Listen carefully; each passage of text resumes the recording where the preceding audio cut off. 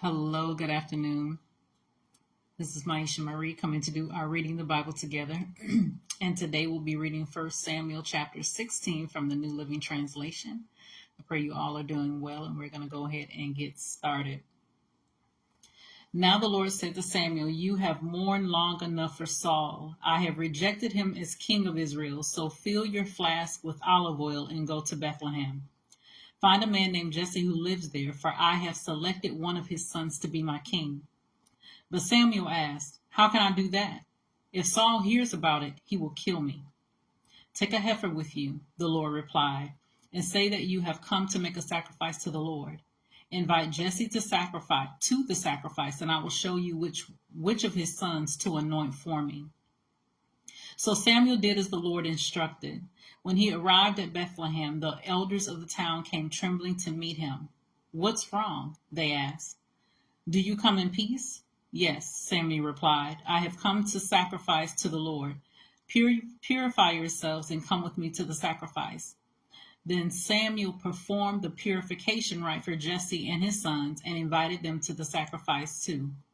When they arrived, Samuel took one look at Eliab and thought, "Surely this is the Lord's anointed." But the Lord said to Samuel, "Don't judge by his appearance or height, for I have rejected him." The Lord doesn't see things the way you see them. People judge by outward appearance, but the Lord looks at the heart.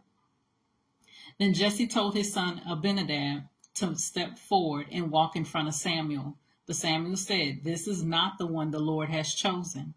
Next, Jesse summoned Shemaiah, but Samuel said, "Neither is this the one the Lord has chosen."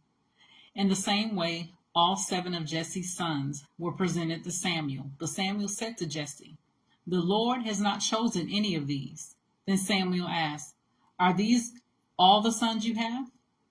"There is still the youngest," Jesse replied, "but he's out in the fields watching the sheep and goats." "Send for him at once," Samuel said. "We will not sit down to eat until he arrives." So Jesse sent for him. He was dark and handsome, with beautiful eyes. And the Lord said, "This is the one, anoint him." So as David stood there among his brothers, Samuel took the flask of olive oil he had brought and anointed David with the oil. And the Spirit of the Lord came powerfully upon David from that day on. Then Samuel returned to Ramah. Now the Spirit of the Lord had left Saul, and the Lord sent a tormenting spirit that filled him with depression and fear. Some of Saul's servants said to him, "A tormenting spirit from God is troubling you. Let us find a good musician to play the harp whenever the tormenting spirit troubles you. He will play soothing music, and you will soon be well again."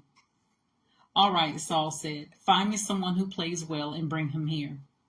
One of the servants said to Saul, "One of Jesse's sons from Bethlehem is a talented harp player. Not only that, he is a brave warrior, a man of war, and has good judgment. He is also a fine-looking young man, and the Lord is with him." So Saul sent messengers to Jesse to say, "Send me your son David, the shepherd."